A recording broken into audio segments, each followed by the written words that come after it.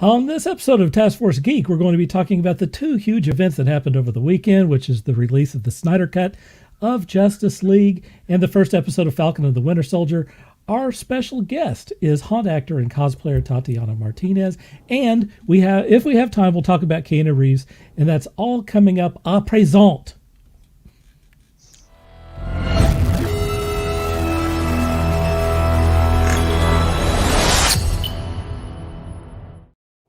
Hey, I'm speaking a little French tonight. Welcome to the show. My name is Dirk Hooper, and today I am joined by Sean. Yep. And Walt Emil. How you doing? With Answer Racing, I guess. And go ahead. You have something to say, Walt? No. All right, good. All right. Regular contributor, Beth, Mrs. Bucky Barnes-Freely. And our special guest, Tatiana. How you doing? Good. How are you? I am doing super awesome. All right, there's our lineup right there, folks. Let's talk shop. Let's see if I can get my banners up here.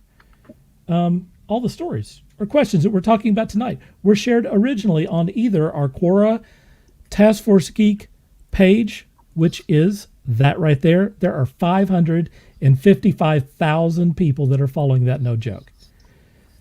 For a few less people are on our Task Force Geek Facebook group. That's that right there. We are broadcasting live from Facebook at that account right there. We're also on YouTube, once again, live. And for the first time ever, we are on LinkedIn Live, which is right there. They just approved me on LinkedIn. I took us off of Twitter because I only have one more week where I could be on there anyway. So, heck with them. We are broadcasting. Oh, someone's got I'm hearing myself talk. So if you have something repeating there, then take a look at that. Okay, weird. Let's see. I know. It happens. We're looking for guests for Task Force Geek, either for an interview or join us on the show if you have something to promote, particularly an independent comic, but also a game, movie, book, or something else geeky. Anything geeky. We're pretty wide open here. We want to help you with promotion. Contact us at taskforcegeek@gmail.com. And where's our share team? If you're watching this right now live on any platform, then please share this broadcast to your platform so that your platform becomes our platform, and we really appreciate it. We are rapidly approaching our first year anniversary. It's next week. This is episode 49. We're calling episode 50 our year anniversary, and we're going to do something a little wacky next week. I'm literally going to try to contact everyone who's been on the show since the very first episode, and I'm going to invite them to be on for 5 or 10 minutes. We can have up to 9 people on the show at a time. We can get caught up with what everyone is doing and have a little party for a couple hours. We'll talk a little bit about how this show began. We'll talk a little bit about all of the people who were involved, and we might even invite some of the regular people who chime in on comments to participate on the show, because why not? It's our show. We'll do whatever we want. So that's what we're going to do next week. That's going to be March 30th. It's our special 1-year anniversary special. It's also episode 50. The last thing that I have to announce is, hey, we got over 400 subscribers on YouTube now. So congratulations on that, guys. So there you go. Raise the roof. Good. Good. Yeah, that's what I'm talking about. Can I get the disco zombies in the house? Well, let's see. So we already have quite a few things here. Takita says, good evening, all. Hello. How you doing? She's giving us the whoop whoop. And yes, congratulations. Jerry says, not bad on the French accent. You know, I took French for about 89 years and then forgot all of it when I really, really needed it. And Takita says, congratulations again. Thank you very much. I appreciate that. All right, let's go to our first thing, if I can find it here. Here we go.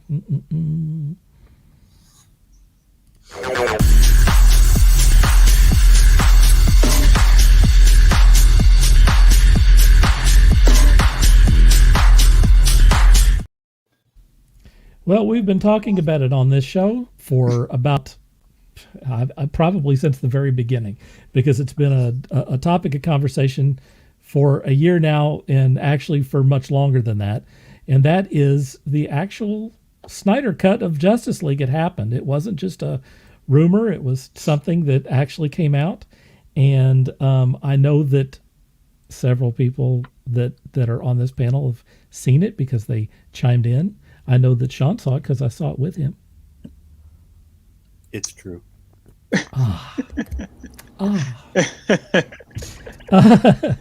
So, look, I'm just curious as to, what everyone thinks about it, just in general. Did you see the original version, and what did you think about this version? And the first person I'm going to go to on that is Sean. The entire time I was watching it, I kept trying to remember, which wasn't too difficult because syndicated TV played Justice League like crazy leading up to this. They sure did. So I was trying to remember what had changed. I know that whenever the movie originally came out, excuse me, I didn't see it in the theater. I believe at that time my father was in the hospital, so I wasn't able to join my friends and go to the theater to see it. So I waited until it came out on Blu-ray, bought it. I believe it's like an extended cut, if I remember right. I don't know. I don't remember. Any case, watched it then, and it left me, kind of blah. Again, syndicated TV been playing it like crazy, and with that in mind, while I watched the Snyder cut, tried to interlace, what was originally shown, and then obviously what has changed. I like the changes. I think it does explain some of the scenes a little bit more. It does add a little bit more to the characters. Overall, though, if you hated it to begin with, you're gonna still hate it. The story's the same. It's 2 more hours to hate. Yeah. Nothing's really different story-wise. I think the story is told better. I think the visuals are better. Mm-hmm. Steppenwolf especially. I think that character had a lot more life to it than looking like a video game character. Yeah, for real. But even with all of that, it still was kind of a lackluster film. Will I buy the Blu-ray when it comes out? Probably, just to add to my collection, in case I want to, just kill 4 hours of my life for no apparent reason. But it'll be great for noise in the background while I'm illustrating or something. But beyond that, again, if you didn't like it before, you're probably still not going to like it. If you kind of liked it before, I think this is for you. I think you'll enjoy this one a lot better. As far as I know, all the plans for Zack Snyder's DCU dies with this movie. So, rock and roll. All right, Beth, do you think that 4 hours was too much? I thought the first 2 hours was too much. I didn't like the original cut. Right? Okay. The best things out of that movie for me in the first place was Ben Affleck's Batman, Wonder Woman, and Aquaman, and the rest of it I could have cared less about. I just could not get behind that movie. I couldn't get behind Batman versus Superman either. My husband, on the other hand, loved them, and so I'm like, okay, you're weird, whatever. So yeah, I'm probably in that category where I'm not going to like the Snyder Cut once I see it. So I'm probably not going to see it anytime soon. Sean, I might have to borrow your DVD. Oh, fair enough. Being honest, man. Being honest. Walt and I have had long conversations about the DC universe. So yeah. And I'm a fan of the DC universe. That's what's sad. Yeah. Tatiana, did you see it? No, I have not seen it yet, just between like work schedules and everything, but I've been wanting to see it. What did you think of? Did you see the original version of Yeah. Justice League? What did you think about that? Kind of like Beth, it has its moments, it has its ups and its downs, but for me, like after a certain amount of time, you just kind of like your attention span kind of goes. Yep. That's a Right. great example. Just goes.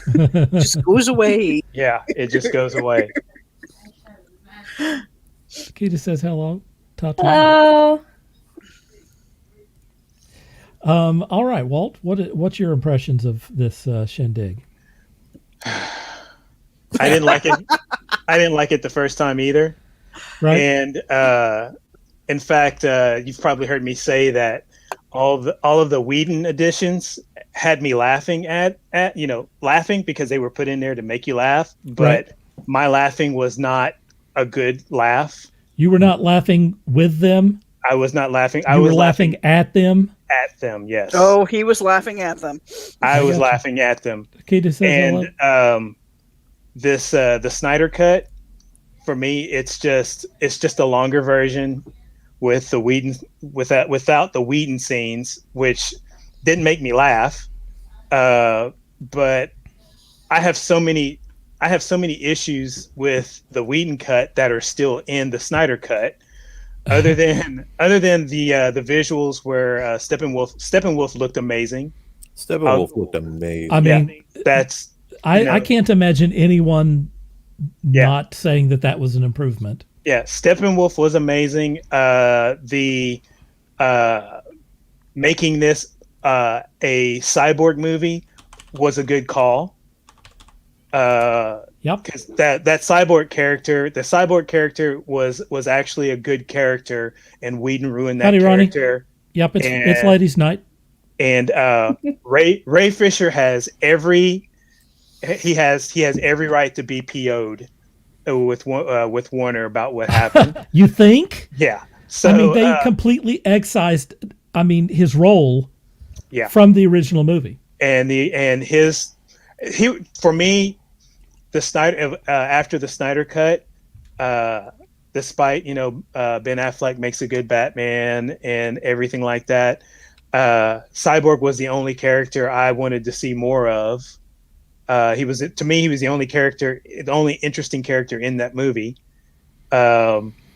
And still, hands down, Wonder Woman had the best fight scene. Every other fight scene in this movie just did not do it for me. The addition of blood splatters on walls and the occasional F-bomb didn't really make it that much different, because I heard a lot of people have been telling me, oh yeah, when Batman says this or so and so says that was really cool, and I was like, not really. Didn't really do anything to improve that character for me. But story wise, like I said, a lot of the issues that I had in the story, I really want to spoil the Martha moment in the Snyder cut. Why did you say that name? What is it? I got a feeling the Martha moment in this movie was a troll, because it didn't do anything to improve the story. All it did was make me question what. And I'm going to spoil it for you. And it's the first appearance of the Martian Manhunter. Okay. Now I might be interested in watching that part of it. We were told that the Martian Manhunter was ridiculous, and that we would never see him in the DCEU while they were involved. And then suddenly there's the Martian Manhunter. And you know what? Running around, flying through walls and stuff. Well, his appearance was stupid. His first appearance was stupid. The build up to it was stupid. And here's the build up. If you've seen the original Whedon cut, where Martha Kent has to give up the farm, she's packing up everything and she drives to Metropolis. Okay, The next thing you know, she's talking to Lois about, hey, Lois, you haven't been to work and all this stuff and blah, blah, blah, whatever. Well, when she leaves Lois's apartment, she transforms into the Martian Manhunter. So I'm like, WTF, has Martha Kent been the Martian Manhunter this whole time since the beginning? Man. Kevin Costner, I am so sorry. Exactly.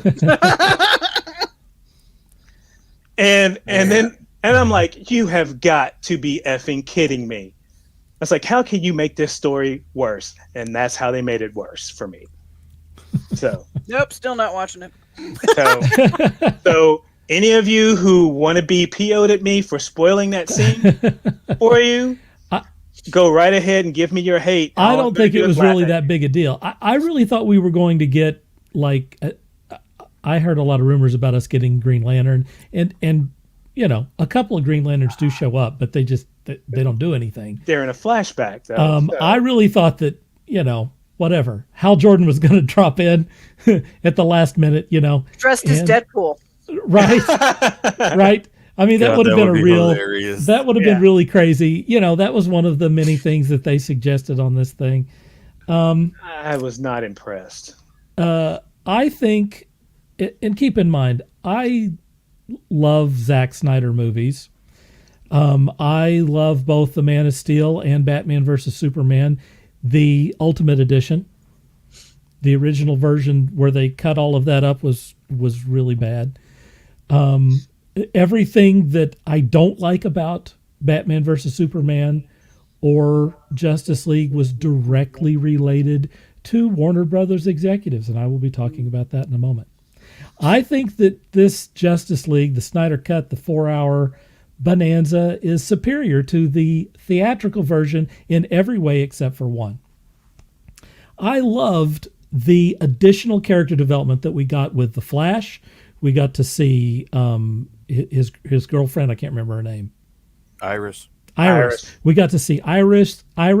We got to see his dad, which we did. We did get to see him in the original version, but it became a character arc in this. Cyborg became the heart of the movie. So you can see why the actor was pissed about the theatrical version, because they took something where he was the actual, the whole thrust of the movie, and excised his role to the point where he was, just kind of along for the ride.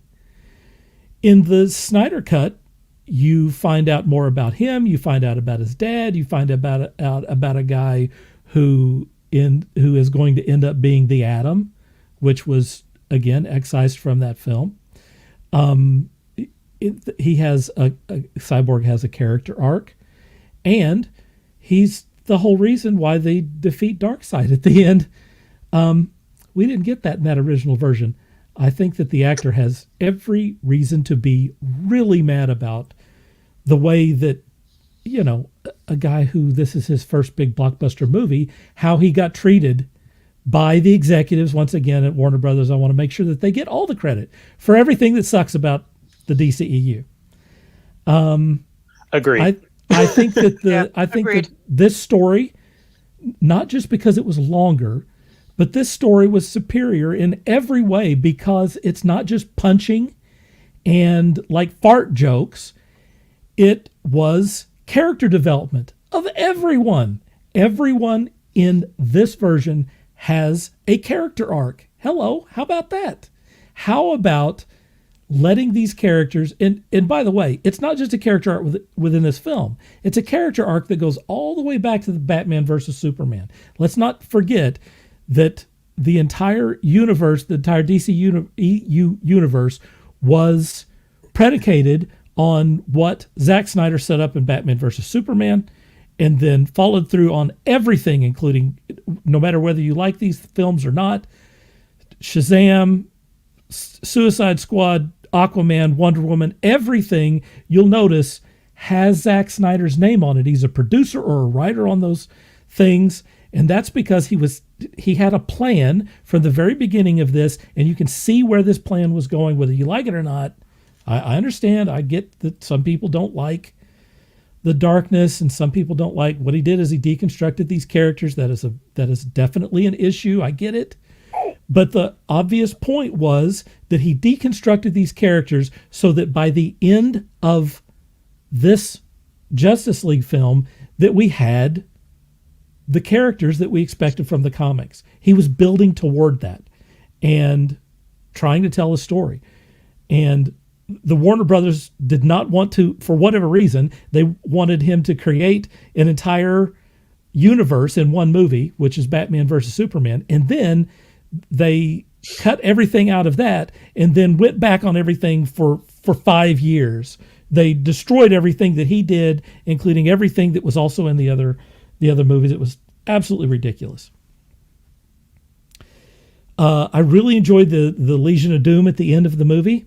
I really liked seeing Deathstroke included in on this version. It's like, man, I would kill to get some Deathstroke in there. I mean, whatever the version of that character is that they were promising, I really wanted to see it. We had so many spin-ups and follow-ups that were announced and will probably not happen now. Unfortunately, I think it's really a tragedy that the Warner Brothers executives shot themselves in the foot and in the leg and in the shoulder and and their ears, and then dropped themselves in a vat of salt to make it worse. Tar and feather. I mean, those guys did everything they could to destroy their own nascent universe. Congratulations, you guys did it. You did it. Congratulations. Yep. Congratulations. And the only reason why we saw this is because of AT&T. AT&T does not care at all about all of the Warner Brothers creative direction and all of their ideas and all that. They don't care. AT&T saw an opportunity to make some money here. And if you are a fan of Zack Snyder's version of this universe, then you can hope that 1 trillion people watch this thing or subscribe to HBO Max, because if they do, then we might actually see some of the follow-up on this. Who are the winners on this deal? Cyborg is the huge winner. He's huge. Yes. It justifies everything that he's been saying since the beginning of this thing about, I kind of wish that they'd put my scenes into this movie. Now you see what they're talking about. Yeah. They took him from being the heart of the movie to being a bit player. He was just a dude that hung out. He hung out with congratulations. You can hang out with Justice League. They turned him into the Teen Titans cyborg. Yes, that's exactly right. Like, we're going to take you from the minor leagues and we're going to allow you to hang out with the big boys and girls. And then on top of that, they didn't even do the Teen Titan cyborg, because that cyborg is actually phenomenal. No, it's pretty cool. Yeah, so it's pretty cool. Other winners, the Flash. I didn't like the Justice League Flash at all. I like this version of the Flash. I thought he was much better, a lot less jokey, a lot less jokes where he's tripping into Wonder Woman and falling on her boobs. Come on, folks. That's just sad. That's one of those moments. It was a lot more about who he was and allowed him to be more naturally funny instead of like being the comedian of the group or something. He also had a much more important execution at the very end of the deal. He did something huge, which was taken out of the final theatrical cut of the deal. I'm almost through, guys. I promise. That was one of the things I hated about the movie in the first place, was the joke that they turned the Flash into. Yeah. Because he's one of the few. They killed that character, and not just that character. He's one of the few DC characters that I really like. Yeah. Me too. I've read a lot of Flash and enjoy him. Also, big winner, Darkseid. Hello. I mean, Darkseid was awesome. His whole group of people. We got Desaad. We got Darkseid.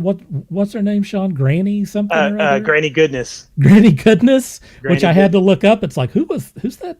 Yeah. Who's that tall blonde chick? That's Granny Goodness. Cool.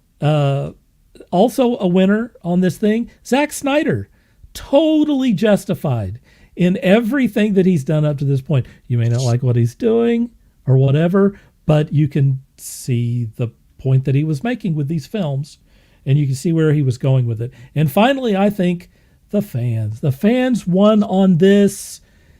The fans made this happen. The fans shown that they know more, infinitely more than Warner Brothers executives. So who are the losers? The losers are the Warner Brothers executives. The people, the lords upon high, who all knew better than us. By God, they're going to fix the DCEU. Well, guess what? You spoiled it. You ruined it. You killed it. Warner Brothers executives should be tarred, feathered, whatever we do now. Canceled. Whatever it is, those guys and girls, whatever you have, those people should be removed from their offices immediately and should be replaced by people who know what they're doing. I'd like to add in that, everybody talks about like the diehard DC fans talk about they didn't need to do the movies the way Marvel did by doing individual character and then bringing them in together, whatever. I'd like to remind the public out there that was originally Warner Brothers' idea. Yep, there was. That was their original idea in the late 90s, early aughts. That was their original idea. And the executives said, no, that's stupid. Right. All I can do is reflect back on Jeff Johns talking about a meeting with the Warner Brother heads who wanted to do the Green Lantern without the ring. Yes. If we could just get that ring off of Green Lantern, it'd be so much better. Deadpool has it. That has got to show up somewhere. Gary says that, and hello, Gary, Cyborg has the deepest storyline in the entire film, and it was taken out. How do you take that out? And you know what, Gary? I didn't like the Thank film. you, Takeda. I still didn't like the film, but I see Ray Fisher's anger because, like he said, he's the heart of the movie. Gary says watching Wonder Woman in this film made me despise Wonder Woman 88 even more. Yeah, you want to know? You want to know what Wonder Woman is like without Zack Snyder? Hey, check out Wonder Woman 84. That's what Wonder Woman is like without Zack Snyder. Not so good. In this film, she's a total BA. In Wonder Woman 84, she's reduced to a sniveling weakling fighting nerds and malls. Yeah. And curing all the ills of the world with hope and love. She's going to win with love. Congratulations. Yeah, that's lousy. Don't make me gag anymore. Okay. Hello to Betty. Hello. Takeda says hot. Hey, Mom. I didn't say. Hello. I didn't get to say. Hello to Maxine. Hi, Maxine. Ronnie says, don't be falling into some good boobs, dude. Dude, not the place. Yeah. Then Takeda said, well said. And let's see what else we got here. Scott chimes in. He says, I have zero idea what you're talking about, but check out the comic Carmen by Gilliam March from Image, great first issue. I have that on my list. It looks awesome. Isn't that the character with the skeleton outfit? Is that the book he looked pretty cool? I think that's the book he posted on the in the group I have today. that on my list. Yesterday. I'm looking forward to reading it. And he says that working all the time sucks balls. But you're making money. You're making money. One day I will return. We'll keep your seat warm, Scott. We'll keep your seat warm. Yep. I mean, when you're ready, we're ready to have you back, buddy.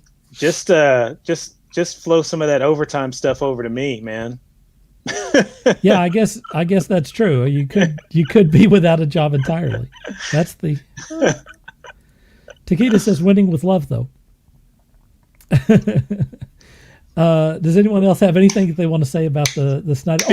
Fist of love. Just in general, do you think that there's any chance, you guys can chime in, do you think there's any chance at all that we're going to see anything creatively from this, or is all of this over for all time now? The Justice League Snyder Justice League 2 is going to happen. Wow. I think it's going to happen. That is a bold prediction. I'm not sure if even I'm very confident of that, as much as I'd love to see it.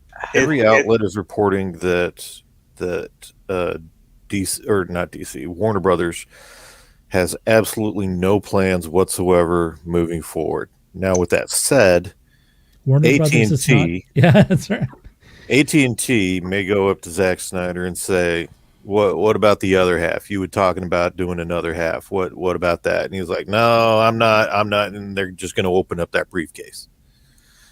I mean, the second movie is going to be the Legion of Doom. It's going to be all those people that we saw in that thing. I'd love to see that. I'd love to see and the third movie is supposed to be that nightmare sequence, or the second movie. It may be the second movie is the nightmare sequence. The second movie is supposed to be and the then nightmare. The third movie is where they fix it. I so you get to see. Go ahead. I honestly hope that if they do this, they get better writers that have a little more feel for who these characters are. Because one of my biggest complaints about all of those movies, especially with Superman, is just how wooden Superman was. Superman is actually a character with a lot of depth, and Henry Cavill is actually a very good actor, but what they gave him to work with sucked, and he played Superman like this wooden machine, and that is not who Superman is. I contend that Zack Snyder is a brilliant visualist. He does great action scenes, and he's very good thematically. I mean, no one else does the superhero films where they explore themes like he does, and the DC characters are very suited to exploring themes.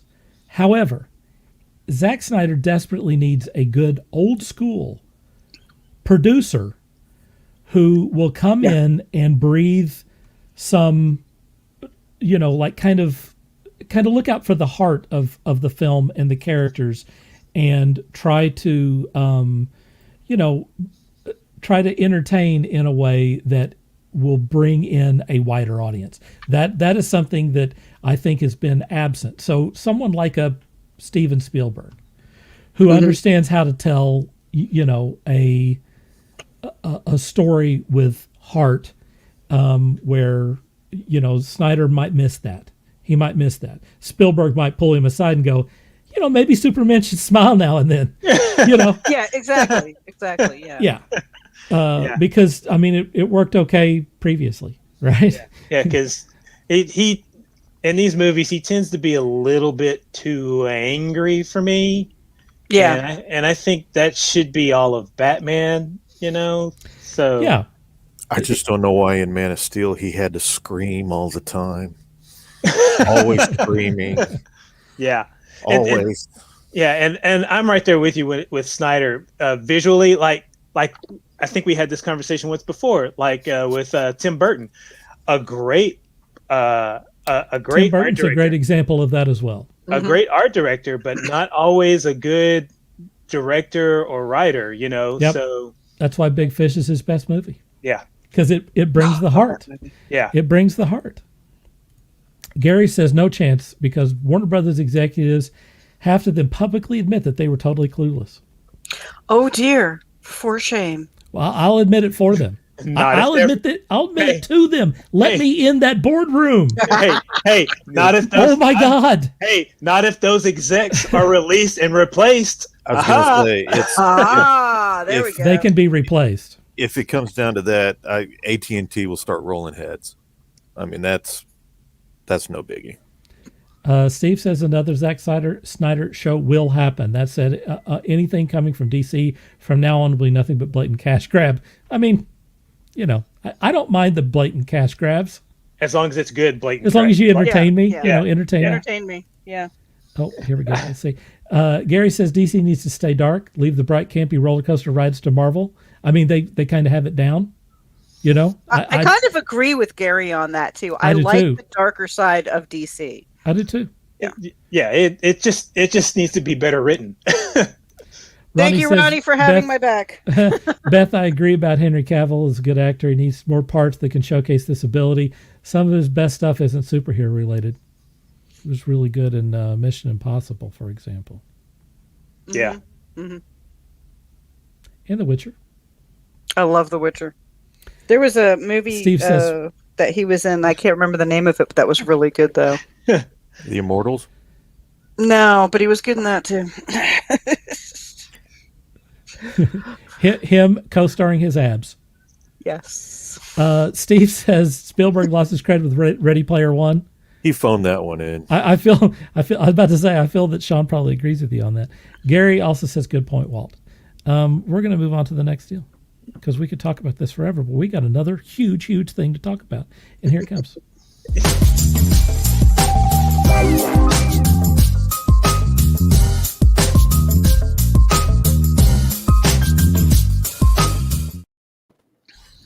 I'm so far behind everyone else that I just saw this last night. Thank goodness.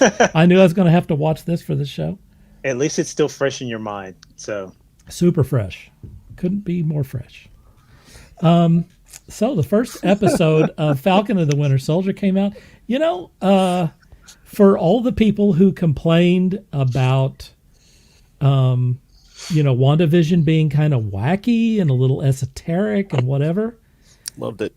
I love WandaVision as well.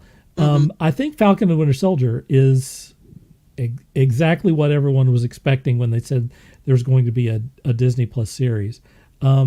First on this, let's go to our guest, Tatiana. Just tell us what you thought about it.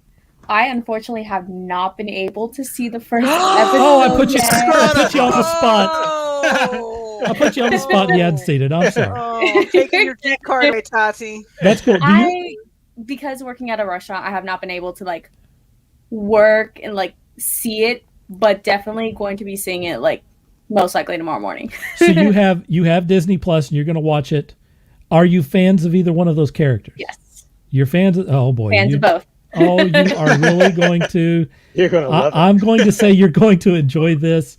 Okay, so we're going to go to Beth then. What did you think? We're going to get you've been talking about this. I mean, look at the pop figure right there. Someone has a pop figure of some character. I don't know. I got to recline my chair for this one. So, get comfy. Get comfy. So I'm going to be honest. First 10 minutes in, I had to pause the stupid thing because I was like, "Whoa, hold on, back up, hold the phone." Okay. It did not disappoint whatsoever. Starts with a bang. It starts with a bang, and while it slows down a little bit, you get some good storyline in there, and it slows down a little bit at the end. There's enough there to make you go, you want to come back next week and see what kind of trouble we're going to get into because we're only getting started. Okay, and we don't, and that's before we even have Sam and Bucky together doing the whole romance quibbling thing. Right. Okay, So I when the episode was over, I was like, where's the next one? Why do I have to wait until next Friday? Could you please just put this on already? Come on. And Bucky, all right? Bucky. That's all. Bucky's making amends. Thank you very much. Okay, the cheesy little grin melted my heart. I love this man. I love the character. Always have loved the character. Kudos to the writers, though. They threw in a reference to Watcher on the Wall, and I caught it first time I watched the episode, and I made a comment to my niece, who's also a real big Captain America Winter Soldier fan, and she was like, wait a minute, Aunt Beth. She said, where was that reference? And I was like, seriously? You didn't catch that reference? Walt, did you catch the Watcher on the Wall reference? I did not catch the Watcher on the Wall reference. And you know what? I probably did, and just totally and it just glossed over. Just glossed over. So But there's a lot of things that I caught in this that were parallel to Captain America as well. Yep. And we're talking Captain America and the Winter Soldier, and that would be, and I don't think this is much of a spoiler, but that would be the list. So, yeah, it's not a spoiler. It's not. So the list I caught on that right away. Mm-hmm. Right. And I actually got misty-eyed over that because, you know, like Captain America's list was about, hey, you need to catch up on this, this, and this, and he's like, oh, you know, I'll put it on the list. But in this one, it's a totally different list, and I'll just give you a kind of a reference. If you're a My Name is Earl fan, Right. and it's definitely that kind of list. It's an S list. Yeah. And I kind of got, you know, a little misty eyed over that. I was like, oh man, that's kind of cool. So, but yeah, starts off with a bang. They're doing everything so far with this series that I had hoped they would do with a series that involved Bucky and Sam. Especially with seeing the other side of Bucky. We're seeing who Bucky could have been had Hydra not gotten a hold of him, had he not fallen off the train in Captain America. And I'll be quite honest, favorite line right off the bat out of the TV show, out of that first episode. So how old are you? 106 years old. Deadpan. Deadpan. And I was like, yeah, oh dear God, that is cool. Yeah. So yeah, I'm super stoked. I want, you know, I'm not one to try and rush the week, especially with the amount of, you know, book editing I still have to do this week. I'm trying not to rush the week, but dang it, I want Friday now. Right. I need another fix. I hear you. Yeah, I definitely wanted 2 episodes like they gave us with WandaVision. Yeah. But hey, and if you haven't watched Hellstrom on Hulu, they dumped the whole series on Hulu at one time, all 13 episodes. Yeah, Disney wants you to stick around for a month and a half. So, Walt, I'm going to go to you now. You can tell us what you thought about the series. As everything about first episode. The first episode, you know, like Beth said, it's right off the bat. If you're looking for action right off the bat, that's what happens. You get it. And it's amazing. Me being the aviation fan and everything, so you know, I'm like really digging the flight scenes and everything. Yeah. But the one thing that I thought was the most interesting is we're exploring everybody's lives after everybody got snapped out. After the blip. Yep. After the blip. You know, we're exploring. I mean, we're literally exploring people's lives after that. And it really makes you think about it feels like last year. What everybody went through last year. So strangely, that's a really good point. Yeah, it you know, that the Marvel Universe is going through something traumatic. Yeah. And it mirrors what we're going through right now too, which is pretty cool actually. Yeah. And I thought that was pretty cool and right. You know, and Marvel has a habit of, I shouldn't say habit, but they've always done that by taking something that's actually affecting us in real life and somehow throwing it into their major storylines. Sure. So this was you get to see Falcon's Sam's family. Yeah. And which is pretty cool. You know, because you don't like that. You really haven't had a chance to see that. Other than Hawkeye, and you really didn't get to see that much of his family in the movies. So, you know, you get a touch of it with Tony and Pepper, but you get it for one movie. Right.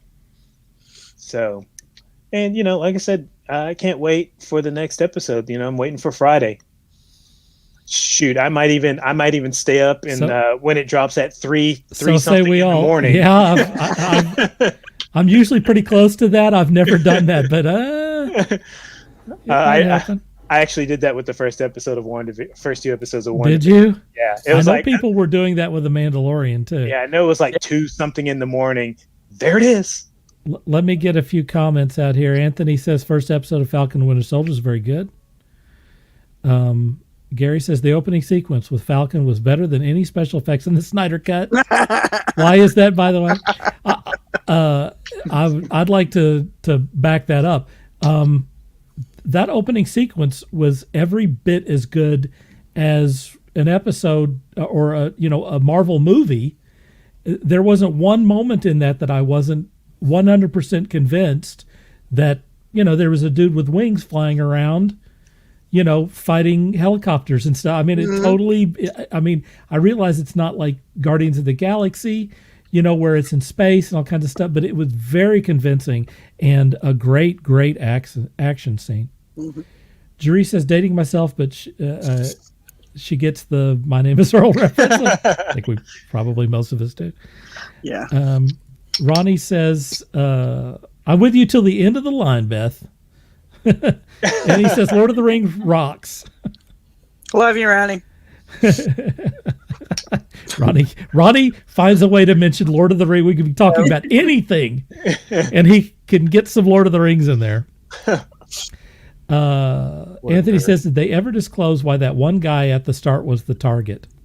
Didn't matter. Yeah, he was a MacGuffin. Yeah. He was a MacGuffin, guys. It was cool to see George St. Pierre. Yeah, Batroc the Leaper. Yes. And once again, I was so happy, and I'm not spoiling anything. I'm so happy he got away because I want to see more of him. Yes. I want to see let more. those guys get away. Let's see him again. I want to see more of Batroc the Leaper because I'm all for it. One, who they got to play the character, he does such a great job. Yeah. And in the comics, that character is such a loser. But you see him in the movie, and you're like, you're cheering for him, even though he's the bad guy. You're cheering for him not to be such a loser. I was really excited to see him. That was super cool. Yeah, I want to see more of him. Yeah. Gary says favorite thing about the first episode was that we get to see the human side of superheroes. Yes. That was kind of a rare glimpse into these two characters. Sean, I'm going to go to you. What did you think about the first episode? Well, I've said many times before that Winter Soldier is probably my favorite movie. Captain America and the Winter Soldier is my favorite movie of the MCU. You and me both, Sean. You and me both. Make that 3 of us. Yeah, a lot of people feel that way. It was. Oh, wait a minute. Tatiana says she's not saying it, but she's. They can't see you, so I'll speak up for you. It was. It wasn't a superhero movie. It was a spy film with superheroes in it, and I think that take on, for lack of a better reference, Jason Bourne type movie, I think they did a fantastic job with it. I was immediately hooked by the characters. With that in mind, seeing Bucky's interaction with Sam in Civil War. Oh, Civil War. Civil War. That was kind of the catalyst that started this whole movement. Seeing their interaction while battling Spider-Man, kind of solidified what we were going to get with this series. And even though we haven't seen them together yet, just been the first episode, just getting a feel for what's going on.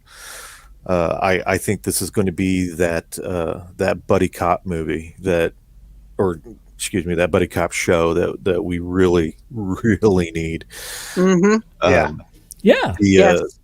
By showing exactly the right. characters kind of origins, or not necessarily origins, but them trying to reestablish their life after after what do they call it, the blip? The blip, yeah. After Right. the blip, to see them trying to reestablish their lives and society itself, trying to reestablish after the blip. It's really unique. I thought just a great little, we're not just going to forget that happened, or we're not just going on with our lives.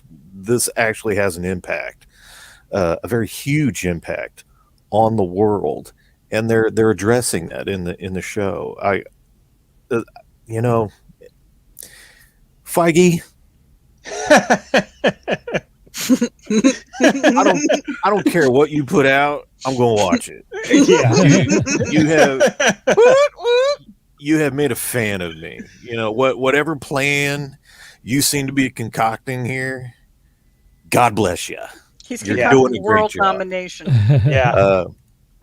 President, rock and roll. I'll start the campaign right now. If I get president, 2024, let's do this. Yes. Oh yeah. You guys all mentioned your favorite Marvel film. My favorite Marvel film is Thor 2. No, I'm just kidding. Really? Really, dude? My actual favorite up until recently was Guardians of the Galaxy Volume 2. That movie made me cry, and it's about his two fathers and stuff, and it happened during a time when I was dealing with my dad going through dementia and stuff, and it was funny, and the characters were really great in it. So I really enjoyed Guardians of the Galaxy Volume 2, but I just can't dismiss the brilliance of Infinity War. I thought that was really just an incredibly well done movie. It's incredibly well done, but it hurts, and it hurts. It does hurt, but that's a lot. Yeah. that's It what I'm hurts, saying is man. that It that's hurts. why I think that was just really brilliant. It's one of those times where it was time for the characters to have a major Have a defeat. loss. Yeah. And boy, It did was- they. It was time for them to take an L. Yeah. Yeah. Big It's time. kind of the Empire Strikes Back of the Marvel universe. Yeah. Yeah. Tom Yeah. Holland, I hate you for making me cry. I know, damn him. I don't want to go. I don't feel so good. Oh with my the God. dark. Shut up. Ah. You're killing me. Dude, I'm getting misty thinking of I it. know. God dang. Damn it. That whole Spider-Man? sequence. And then he's apologizing for it. Yep. Yeah. What? Oh, Yeah. yes. That is good stuff. Then, of course, that was all from the reports. That was all ad lib. That wasn't in Yeah. the script, and which just goes to show, Tom Holland, you're Right. They cast the right guy. And Yeah. You're too good, man. apparently that also made Robert Downey Jr. cry. So yeah, double kudos to Tom Holland for making RDJ cry. Yeah. No kidding. They had such a great thing going on between Yeah. the two of them. DSP Why says, is I got Gamora? one better. Why is Gamora? Yeah. Oh yeah. That's one of my favorite lines. That's I one of my will favorite. also say, George St. Pierre, I'm big a fan of mixed martial arts and the UFC and whatnot.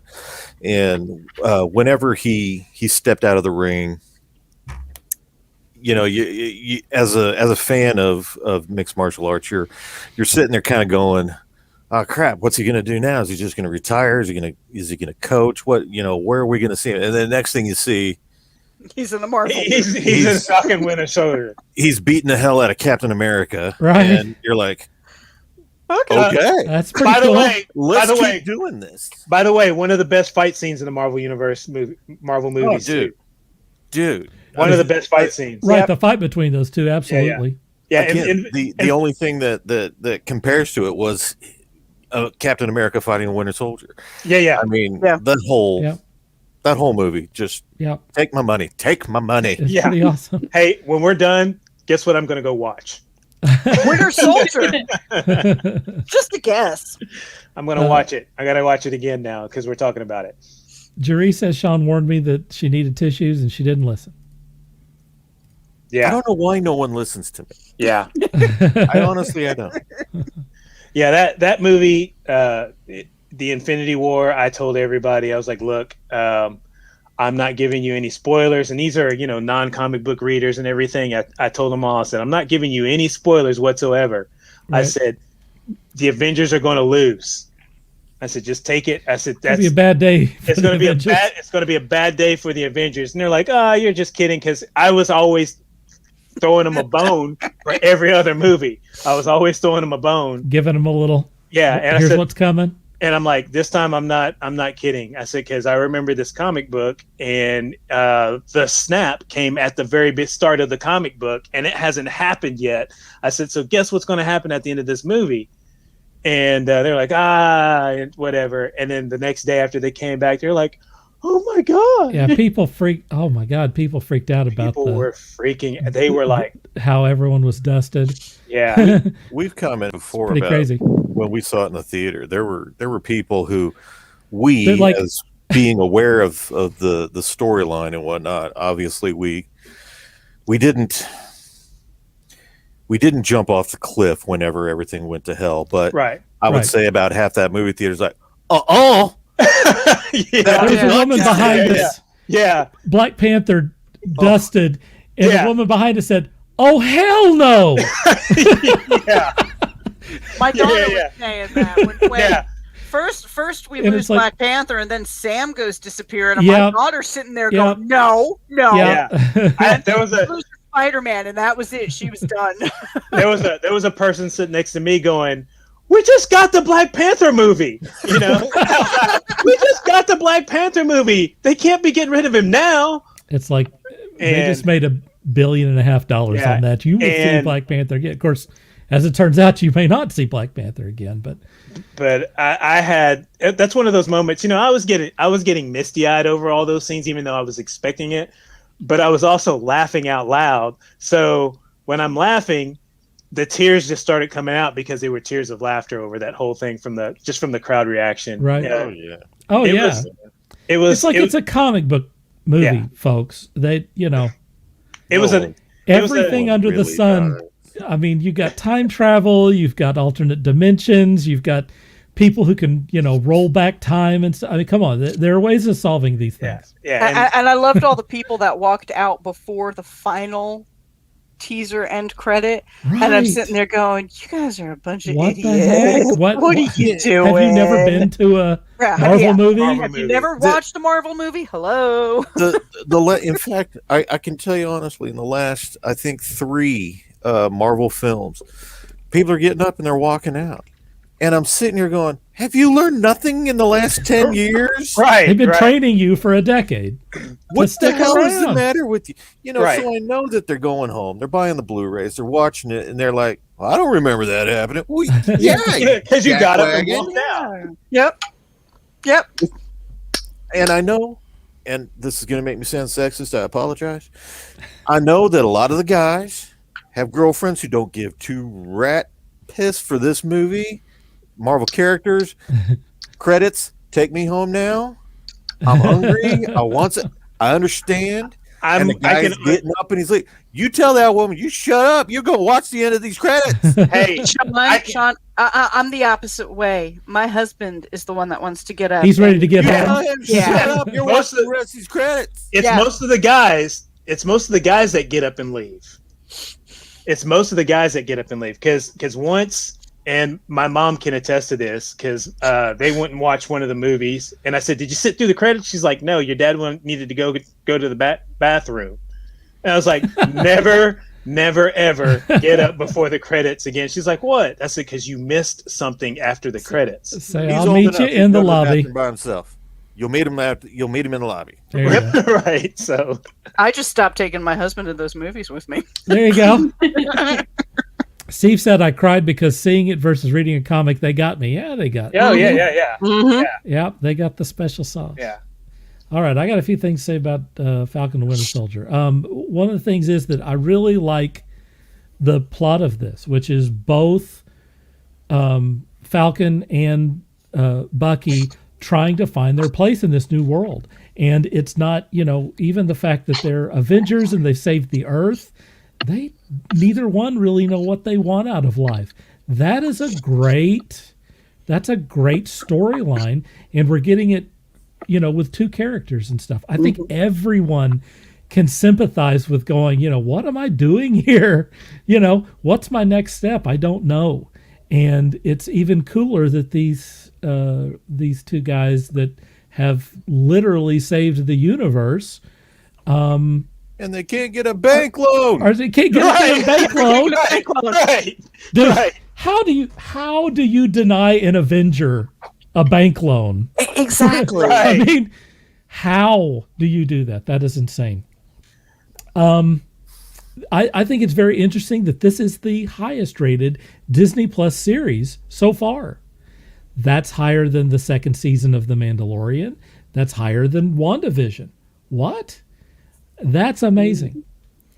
Looking at this thing, we talked about the beginning sequence, but it's not just that. It's like they were using a funky focusing method while Bucky was talking to the psychiatrist.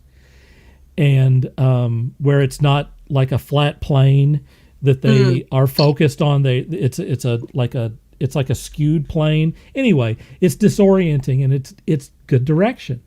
And I was thinking while I was watching this doesn't come across like a television series at all. No. There's not one there wasn't one thing in that made me think, the costumes weren't there, or the setting wasn't there, the direction wasn't there, the action wasn't there, or the special effects wasn't there. It was all there. So we are getting a Marvel movie that instead of 2 hours is 6 damn hours. Yep. That's crazy. Yep. What? What? I mean, think of the blessings that we're getting here, folks. We're getting a 6-hour Marvel movie that's going to be fed to us once a week for the next 6 weeks. It's crazy. It is truly a wonderful moment that we're having, right? We are so, oh my God, when you think about like the Corman version of the Fantastic Four, Yeah. or you think about the old television series of Spider-Man, where he was climbing up walls aided with a rope, and The Justice League TV pilot. the terrible Justice League. Think about what we had. I mean, for those of us who lived through this, what we had in the 80s and the 90s, even in movies. 70s. In the 70s, Yeah. movies, television series, video games.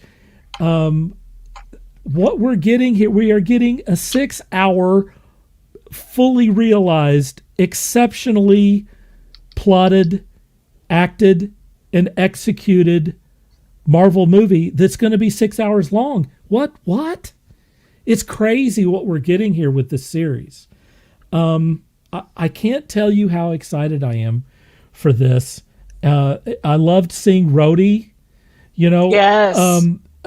I think that it's, when you look at we had some really great shows with the Punisher and Daredevil and all that sort of stuff, but those were done by a guy that Kevin Feige hated his guts. And so he did not coordinate the Marvel Cinematic Universe with what we were seeing on like Agents of S.H.I.E.L.D. or Daredevil or Jessica Jones or whatever. Anything that happened in the MCU, they mentioned it on those shows, but they weren't coordinated at all, obviously, clearly. And they didn't have the amount of money that we have with these Disney Plus series. We are getting a fully realized and integrated series, both with WandaVision and with Falcon and the Winter Soldier, which is just completely a delight. I just think it's just amazing what we're getting here with this thing. And I'm really excited about seeing more about I'm okay. You don't have to throw, one action scene after another. I really like the character development. I like what they're doing with both of these characters. I am 100% wrapped up in their daily lives. I can't be more happy with what we're getting here and what they're bringing to this thing. I'm just really, frankly, I'm blown away. Yep. I see that some people chimed in here. Anthony says, my wife watches for the credits and hates it when they only have one cutscene. There you go. All right, you got a good one, Anthony. That's awesome. Stony said, Stony, how you doing, buddy? Got to do dinner, but wanted to pop in and say, hey, have a good stream, y'all. Stony, we would love to have you on the show next week. Please be on there. And also, one of your guys at Mad Cave contacted me about a villainous trade paperback, and I'm going to be doing a review of that and putting out some stuff on it, and I would like to have you on again to talk about that as well. So, Stony, we love you, and we appreciate you chiming in. Thank you very much. I'd like to hear what you have to say about Falcon and Winter Soldier. Does anyone have anything? After dinner. After dinner. We're going to be on for 4 more hours, so just like the Snyder Cut, we're 4 more hours from now. We'll have titles and everything. It'll be wonderful. We are uncut. Okay. Does anyone else have anything they want to add to Falcon and Winter Soldier? One thing. We had no nugget at the end of the episode after the credits. You wanted a little extra thing at the end? Yep, there wasn't one on this one. There wasn't one, but I got a feeling I feel like we might get one or two. Yeah. There might be some, so. I certainly feel at the end that we'll probably get a little something. Yeah. Little something. That's right. Well done, Marvel. Well done once again. Holy cats. This is good stuff. And I'm really glad to hear that it's getting good ratings too. Even though I know Disney is the evil empire, good job buying Marvel and focusing all this. We never would have gotten any of this. I mean, we never. Right. It's funny you mentioned that because I treat Disney like I treat Elon Musk. Like, I love everything that you do, Elon Musk, if you're watching. But sometimes I have issues with some of the things that you say and some of the things that you do. He can be a little Lex Luthor-ish at times. Yeah. He's going super villain at some point. Yeah. But he's brilliant, and he is doing all the he has me SpaceX. He's got me hooked. The Tesla. What is it? Turbo loop? Hyperloop. Hyperloop. Yeah. The Hyperloop stuff that he's doing and everything. I mean, you gotta love the heart of this guy. But yeah, I feel like the shoe's going to drop. The Neuralink thing, which is going to jack in the back of your head. That's the thing right there. It's going to get us. Yeah, I'm not doing that. We're gonna. That's when we all get in the Matrix, right technology. There. If there is teleporter technology, it will have a Tesla T on it. It will. I'm okay with that. I'm okay with that too. Steve wants to know if he needs to sit through the TFG credits. That's a great idea. Next week. We should put a little sting there at the end of the credits. Next week. Reward the people that hang around. All right, we're going on to our feature presentation.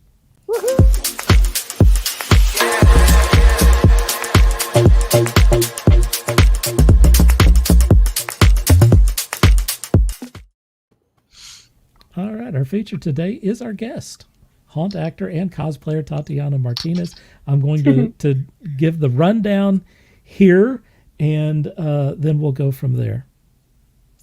Tatiana Martinez is a 22-year-old haunt actor, which you're going to have to explain what that is, and cosplayer. She's been a haunt actor for almost 11 years. That's quite a long time. And a cosplayer for 8. So you grew up doing both these things. She's also a budding makeup artist. That's super cool. I think we want to hear about that. And she'd like to give a shout out to her photographer, Josh Davis, for helping her build her cosplay and horror character portfolio. We'll talk about that as well. So welcome to the show. Let's start out. And by the way, if anyone has any questions for Tatiana, please give us the comments there. And if any of the rest of the cast here wants to ask a question, you can jump in at any time. My first question is, what does it mean to be a haunt actor? So to be a haunt actor is basically, if you've ever gone to any haunted attraction, kind of like your local amusement parks, if they have like a haunted house section, your haunt actors and actresses are the people that are doing the scaring, which they are going and they're scaring you. You're going to get scared.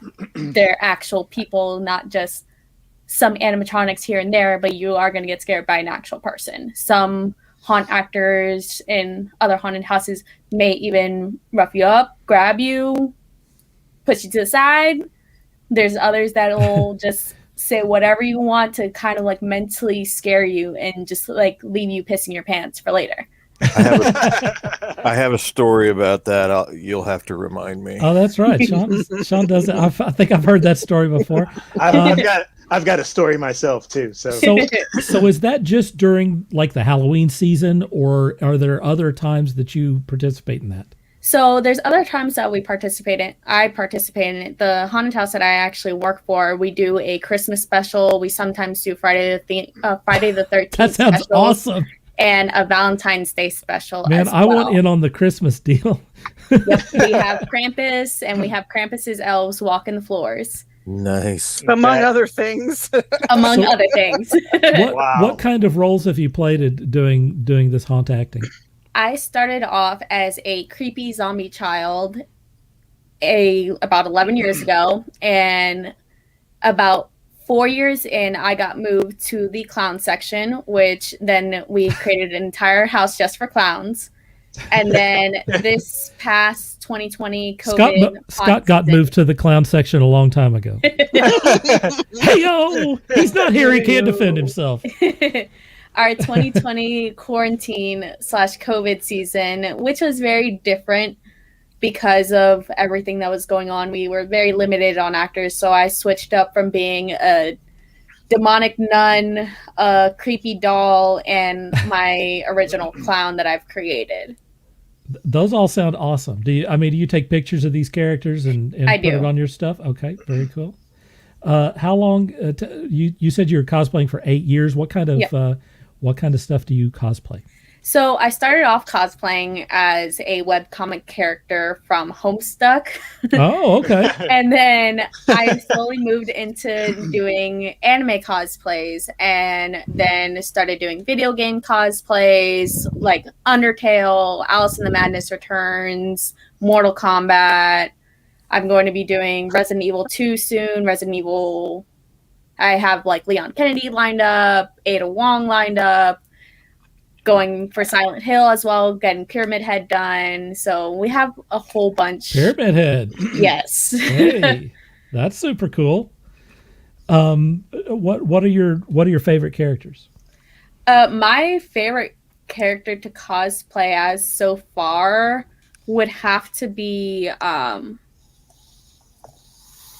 I have so many. I normally cosplay like depending on which convention we're going to, because we've cosplayed at gaming conventions, I've cosplayed at anime conventions, and it depends on who's going to be there. So, but my favorite has to be Hanzo from Overwatch, and then getting to cosplay as Melina from Mortal Kombat. Cool. Very cool. Melina, I think, is my favorite one. Tati.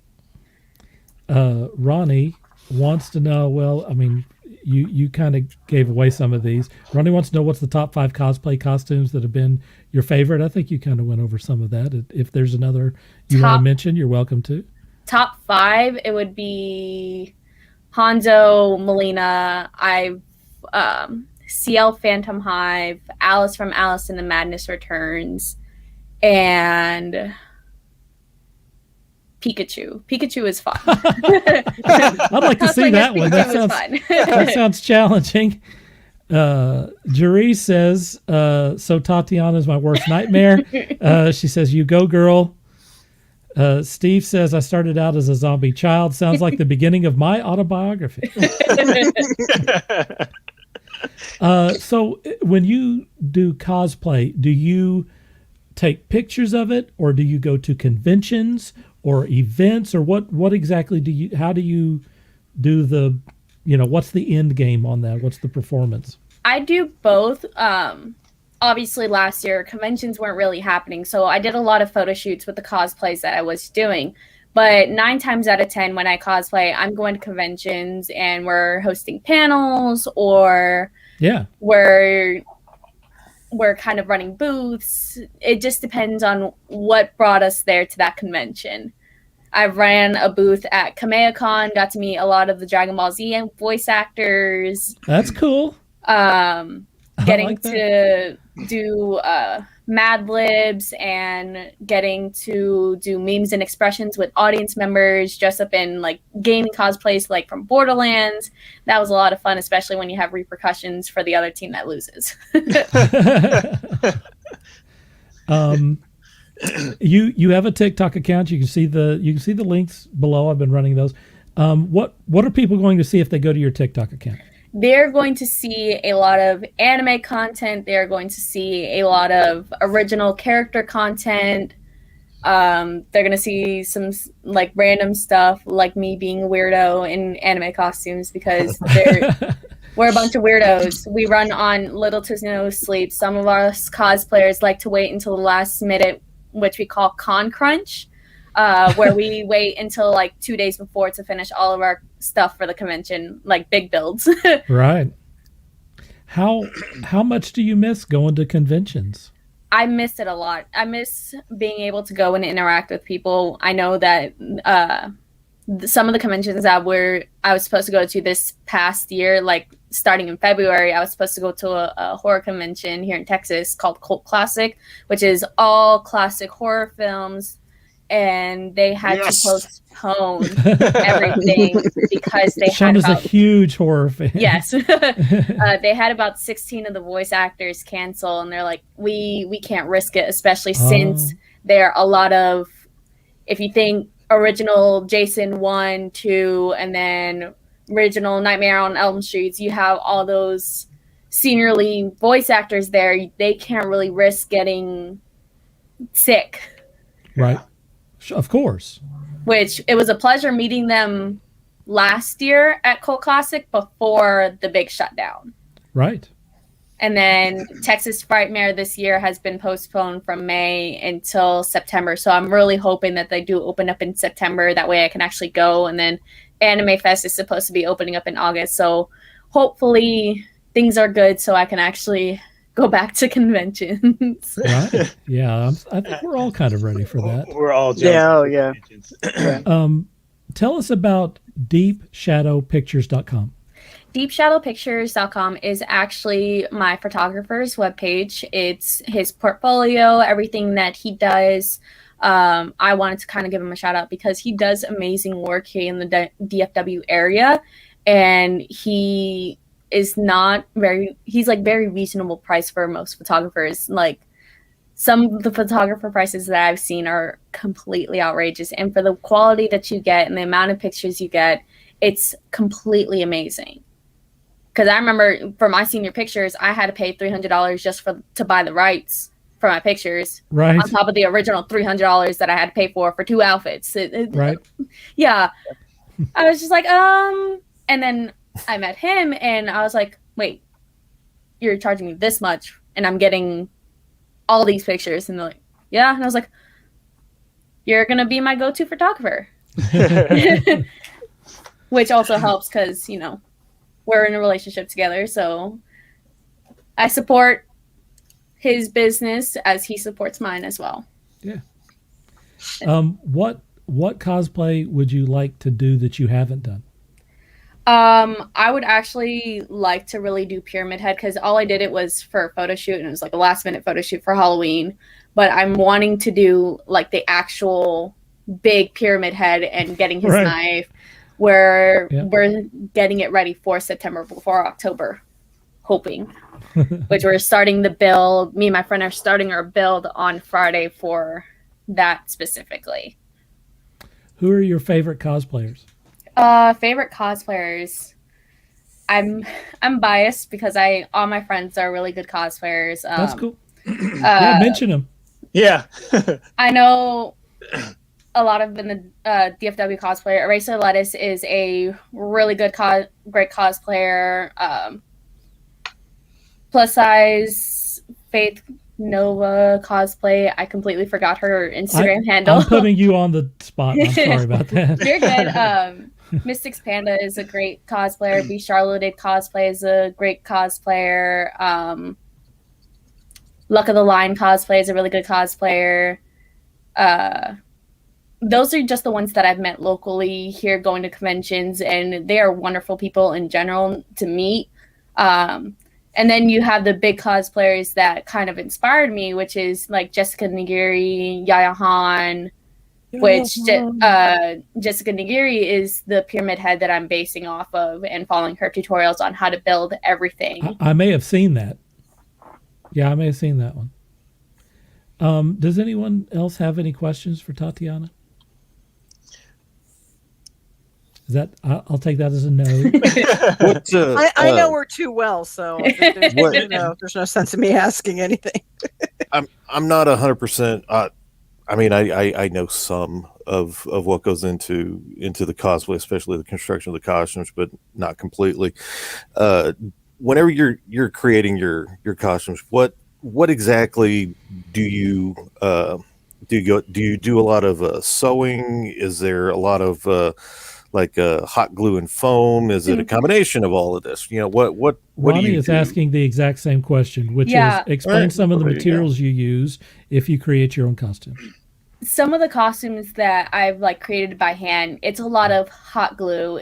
A lot of the props, it's a lot of hot glue, foam, cardboard, hot glue, duct tape, and E6000s are a cosplayer's best friend. If you ever go out in public, or especially to a convention, and you need something like hot glue or tape or anything, find any cosplayer and they will most likely have it on them. Because you have to be prepared. There with weather conditions, depending on venue sites, even fans sometimes. Fans can actually come up and they can be overexcited and maybe mess up the wig, mess up a prop, or the heat in the venue is too much and one of your props is starting, like the seams are starting to melt at the prop. So you have to make sure that you have everything to kind of fix everything last minute, especially if you're going to be taking pictures with people while you're there. Yeah. Whenever we were at Haunt, if somebody ripped a costume, or we had some sort of issue, we always went to Tati, because she would come in with this huge bag and she had everything in it to fix Got an emergency kit. You need hair ties, and then I was the person that everyone went to put in their contact lenses. So they would just sit in my lap, and I would just have to maneuver their eye and put contacts in their eyes because they decided I'm going to wear 22 millimeter contacts. I've never put them in before. Help me. And I'm like, you should have practiced this before you came to Haunt. Seriously, you don't. Right. I used to wear contacts. They're irritating. I have a problem sticking my finger in my eyeball. I can't even imagine somebody else sticking their finger in my eyeball. Yeah. And it's even worse with 22 millimeter contacts because your regular contact is 0.7 millimeters to 0.9 millimeters. Yeah, and they're soft. Yep. The other contacts are harder, from top to bottom. Oh, yeah. Oh, yeah. I mean, they look cool, but Yep. Oh yeah, styling all the way, but they look cool. I've had a pair of costume contact lenses. I can always get the first one in. Yep. The second one, not so much. Takes me a while. So first convention I ever wore 22 millimeter contacts to was a Supernatural convention, and Misha Collins looked at me. He's like, "How uncomfortable are those?" And I said, "Very. I'm going to take them off as soon as I get out of here." And I was waiting in line almost all day for his autograph because his line for his autograph was like wrapped around a ballroom. wow. Jerry says duct tape is everyone's friend. Yes. All right. Well, my last question is, what's next for you? What do you have planned? What's next? I'm slowly building up my special effects makeup portfolio, which my photographer is helping me do, as well as my friend Eraser Lettuce. Cool. She's helping me as like a practice dummy, because my big thing is I want to do special effects for horror movies. Cool. That is the main ultimate goal. Sean's loving that. Yeah. I'm a very big diehard horror fan. I can tell you. Let me rewind a little bit. My dad always had to have somebody with him whenever he watched movies. It wasn't afraid or anything. It was a social thing for him. And 90% of the stuff my dad wanted to watch, my mother didn't want to have anything to do with. So I got to sit there for it. And of course, as time went on, I'm an old man. So growing up in the 80s, which was just the absolute peak, I think, of visual special effects, just we got into a groove where it was just, we're going to go down to the video store. This was a mom and pop video store, not that Blockbuster crap we're not going to get into. To find the most obscure and the most the most cheaply made horror film that there was, because they always had some of the coolest visual effects whatsoever, hands down, because they didn't have a story and they didn't have a budget, so they had to sell the movie on something.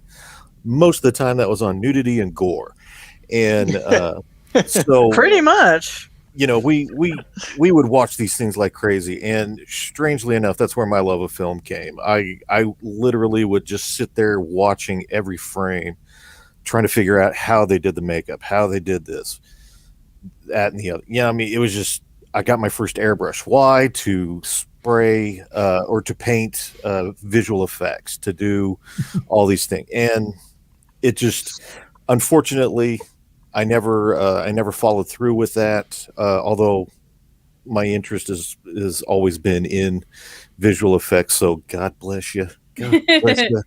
At one time, I had thought about going to the Savini School of Makeup Art. Didn't do it. Should have. I really should have. I know.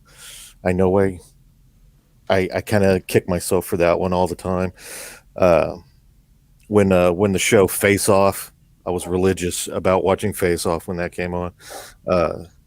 Beautiful.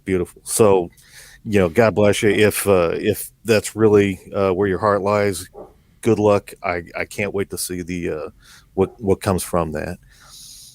Thank you. After Ronnie and Jeree said their thing, Brian James said, "Sean is clearly one of the best men in the USA."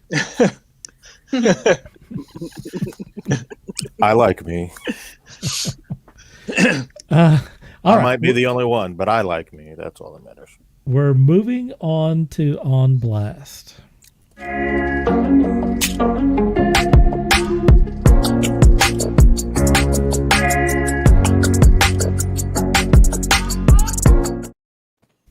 Hey, it's On Blast. We're going to talk about things that we watched or played or read or whatever you're into, you want to promote.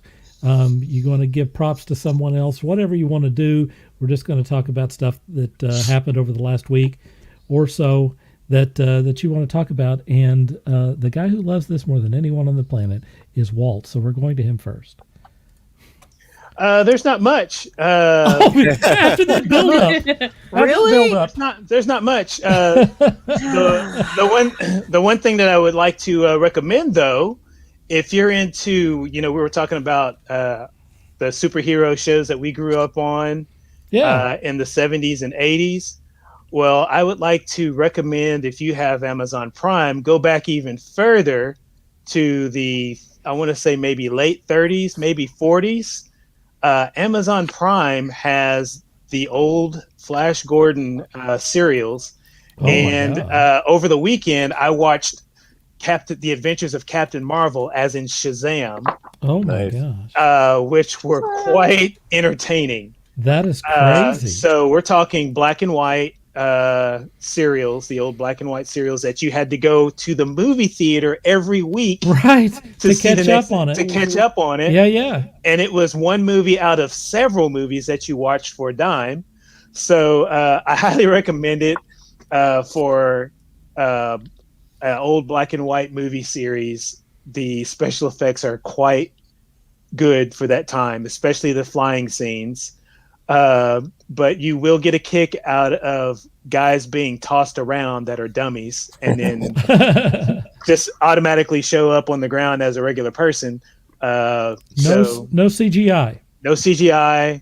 I don't even think there's any animation in his. This is all models. So we're talking old school model buildings, models being built and destroyed. So I highly recommend it. In fact, I actually watched it twice over the weekend because it was so much fun to watch. So That's cool, man. That's all I got for you guys. All right. Amazon Prime. You say that. I have the box set of the original Flash Gordon serials. I have them too. Nice. Absolutely love Nice. those things. I have them too. Anthony says Face Off was a great show from Sci-Fi. Right? I watched a lot of Mhm. Face Off. It was very cool. I think it was Sean that introduced me to Face Off. Beth, we're going to go to you next. You're on Blast. Oh, mostly, my usual sitting here editing books and all that fun stuff. And of course, watching Falcon and Winter Soldier 3 times. Right, of course. Oh, wow. Shh. I did pick up some fun stuff for myself. Don't laugh, because gotta have it. Sorry. Yeah, there you go. Gotta have it. Yeah, go ahead and laugh. Who Go did? on. Wait a minute. Who did that? This one is the Landy, Vincenti, and Milla version. So, Cool.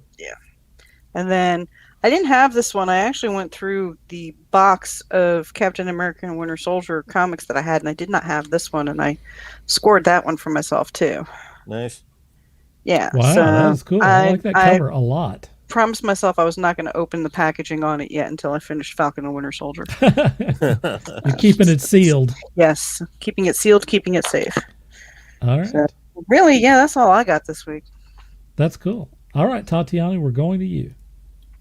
A lot of, for me, this past week, it's been kind of obsessing over Paranormal Cirque, which if you're in the Texas area, Paranormal Cirque is a vampire, zombie, paranormal circus cabaret magic show. Wow. And sounds I've awesome. seen their show about 15 times, and it still amazes me every single time. And then just working on cosplays before May. What happens in May? I'm going on vacation. I'm going on vacation in April and going on vacation in May. So, but we're trying to get some done before May because we're doing, me and my friend are doing a Kylo Ren and Rey Star Wars photo shoot in some sand dunes. Nice. So we want to make sure that we have it just in case we want to take it to Universal with us because it'll be her first time going to Disney. Cool. That sounds awesome. Nice. Anthony says City of Heroes can give you that multiplayer role-playing game superhero fix, and it's free. I guess that's massive multiplayer online role-playing game. Yep. That's his Oh, that is an irritating word there. Okay, Sean, we're going to you next, man. Well, unfortunately, I've been doing a lot of work and haven't really been doing a whole lot of consuming. Obviously, I did take in the Justice League and Falcon and the Winter Soldier. Other than that, really not a whole lot. Although I will, we'll talk about my friend Ronnie, who you may have seen in the comments from time to time. He had brought over a couple of Spectrum art books that I just finished the second one today. If you're a fantasy aficionado or a purveyor of the fantastical arts, by all means, check out Spectrum. They're wonderful, wonderful, thick books of nothing but just beautiful art by some amazing artists from around the world. Very inspirational, very beautifully done. The printing and the display of the pieces are done great. They've got little bios on the artists that are shown in the book. Definitely give those a check if you've never heard of them or it's been forever since you've looked at them. Pick one up. Go to Barnes and Noble or heck, go to the library. Just check them out. There's some beautiful, beautiful work to be seen in there and appreciated. I have almost all of those. Going back, there's about 27, 28 of them. The Spectrum art books. Basically, they come out every year. They've gotten it's bigger and bigger every year. They even have some back before COVID. They had like a show where they would put all of these things together. You can see the original artwork. A lot of this stuff is digital now, but they also have contests, and they vote for legends and stuff. People who have been around for a long time.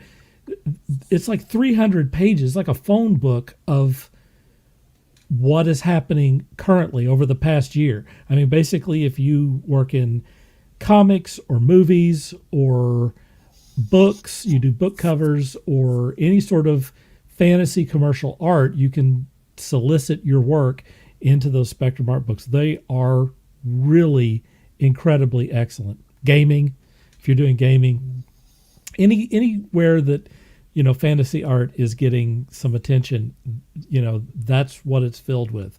It's just page after page of the best artists in the business right now. That is a great pick, by the way. Ronnie says he ordered a new Lord of the Ring t-shirt. The annual Mordor Fun Run. Oh my! One does not simply walk. He got two LO Lord of the Rings. He's on a roll tonight. He's on something tonight. I saw a series. I'm almost finished with the first season. Maybe the only season's called The One on Netflix. The premise is that it's set in the near future, and the idea is that they can take your DNA and run it against a database of other people who have solicited their DNA. So you take, a piece of your hair and you send it in, and they find your perfect genetic match, and it's like your soulmate. It's like the one person on the planet. They call them being matched, and in the show, when they meet that person, the first thing that they always say to each other is, if they don't know that they're matched, they're like, do I know you? Have I seen you someplace before? And like everything falls into place. They like almost instantly fall in love with each other because they're matched. They're perfectly genetically matched. I think it's also not just that. They go back into the past. They talk about how this company was formed. The woman who created this thing is one of the most conniving, manipulative people on the planet. She is a really great character. The actress who plays her is really great. And it's like she will do anything to keep her position in this company and to keep her power. And it is fascinating to watch. It's almost like kind of like a Breaking Bad type thing where, she's clearly, heading quickly towards being evil. And it's an interesting ride to watch this happen. It's also very interesting to see some of they're following multiple plot lines where, some people who were married who do the test, they find that, their match is not the person they're married to. It's someone else. And obviously that gums up the works. And then, anyway, there's a lot of different storylines and plots. There's a little bit of a murder mystery that's going on. This is a Netflix program, and I'm about 6 episodes into it, and it's excellent. It's really, really good. So I have a question for everyone here. And the question for the panel is, if you could solicit your DNA to a system, would you want to see who your match is? They addressed this on Rick and Morty. They did, yes. They did, yes, very much. All right, I'll jump in. No, You don't want to do it. no, because they could be my genetic match, which means we'd have beautiful babies and stuff. But I could absolutely hate him. He could be the dullest, box of rocks on the planet, and there'd be no spice there. It doesn't speak to it doesn't speak to their character or anything. It's just like it's the person who you fall in love with. That's the thing, is that like the connection is instant and perfect. Yeah, like some people are married. Like they're like on one of the storylines, the wife of someone solicits her husband's DNA to the deal to see who his match would be. Oh, that's evil. Right. That is evil. And it's not her. Yeah. And so then she meets that match. And then the guy kind of finds out about it, and it's mucked up the whole thing. They had this wonderful, loving, caring, perfect relationship, but now Clearly this it monkey wasn't wrench that has been thrown into it. Right. Exactly. He's like, I feel like I'm married a crazy person. Why would you do this? Yeah. No. Yeah. Nope. See, I gotta argue there, because he knew exactly who he married. He knew she was going to do that if given the opportunity, or at the very least, when she did it, he'd be like, "Yeah, I figured you'd do something like that." Yeah. Yeah, no. Anyone else want to chime in on this? What I do, I'm single, so yeah. I mean, for me, is this an ethical issue, or I did the 23andMe, just to find out where my lineage was from, which, by the way, it's a split between Germany, Scotland, and England. Just for those that want to know, just a hair of Native American, but we won't go into that. It's very small. One single hair. Yeah, just Creek Indian, by the way. So for me, I would probably do it just as a lark. It wouldn't. I don't take that kind of thing, too seriously to begin with. I've been on 80,000 different internet dating sites just because it's fun. It's fun to see. Oh, who are you going to match me with now? Oh, that's not happening. I remember years ago, I signed up with eHarmony because we promise we're going to match you up, and I'm like, right. Oh, this is going to be interesting, right? And the matches that they came was like, no. Oh, she's psychotic. No, that's not happening. I'm a slacker to begin with. So, I would probably do it just for the fun. But would I then track down the young lady that is matched with me to say, oh, we're supposed to be together. That's what the program said. We have to be. No, that's it. I'm not doing that. Well, again, ostensibly, she would have put her DNA in there as well. So she's also looking for a match. But now, here's a question I have. Are all the matches male and female, or are the matches male, female? One of the matches is 2 women. See? So, there's... And one of the women is totally lesbian, and the other had dated both men and women. Yeah, still no. But when she saw that woman, she fell instantly in love with her. So, she better be looking like Scarlett Johansson for me to fall in love with her. They addressed that. They addressed that situation as well. I like I said, I would do it for fun. Why not? Walt, you want in on this discussion? Are you? I'm just a no. Are you pulling the ripcord? You're out. It's a straight up no. I don't want to do that. No. But she could be Scarlett Johansson. That's right, man. Yeah. That could be your draw.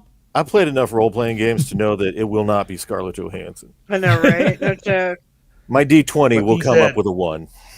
He said, Brian James says Mr. Hooper's best genetic partner is likely Kat Dennings. This is not a matter of debate. I can see it. I can see it. I'm in. I'm in on that. If that's my draw, I'm good. Ronnie says, hell no, she'd look like Bigfoot. Ronnie is kind of a larger fellow. Steve says Skynet has your DNA now, Sean. Get ready. See, that's Oh, that right there. Oh, yeah. is what I'm talking about. There's a lot of room for abuse with that plan. hey, Yeah. I am fully prepared to take a knee before my robot overlords. The woman in the show that I talk about, she has also she's used that as a bargaining chip on some things as well. So there's definitely some room for manipulation and whatever. I would do this in a second. Let's have it. I'm all for science solving this issue for me. All right. Let's go to promo time. Here it comes. I don't have a thing for promo time. I'm just trying to find the little ticker here. And I can't find it. Heck with it. It's promo time. Who wants to go first? We're going to go first to Tatiana. So, Tatiana, tell us. I'm going to put your little scrolling thing up here and tell people what they're going to see and where they should go to see you. So if they are going to want to see me, they're either going to check my TikTok page, which also has links to my Instagram page, so they can find me there as well. And if they're in the DFW area and go to local DFW cons, they'll find me there. Which I normally post like before the convention, like on my social media page, especially for Instagram. I post what I will be wearing those days. Oh, nice. Yeah. So you're also on Instagram. Yes. What's your Instagram? You know that off the top of your head? Give me 1 second. We'll come back to you. Beth, let's do your deal here. You can find me at Instagram and Twitter at BAFreely. You can also find me on my website at BethAnnFreely.com and look me up on Facebook under Beth Freely. Man, you just whipped that right out. I've got it memorized finally. You sure do. That's good. Yeah, well, that's the key here. All right, we're going to go to Walter Mill. Well, you can always catch me at my on Facebook, on the Task Force Geek group, or on my What Studio Presents WalterCons Facebook page, which is, you see it right down there on the ticker. And speaking of cons, this came in my email today. So those of you who are wanting to know about cons, apparently there's going to be an announcement made in soon. September. So very interesting. Yes. So big epic guest announcement coming up pretty soon. So Thursday. March 25th. Okay, two days from now. Yep. Very interesting. So who do they usually have at that thing? Like what type of guests? You name it. They've had anime voices, movie stars. That's where I got to meet Pee Wee Herman about 2-3 years ago. Oh, that is cool. Nice. And Val Kilmer was there that day too.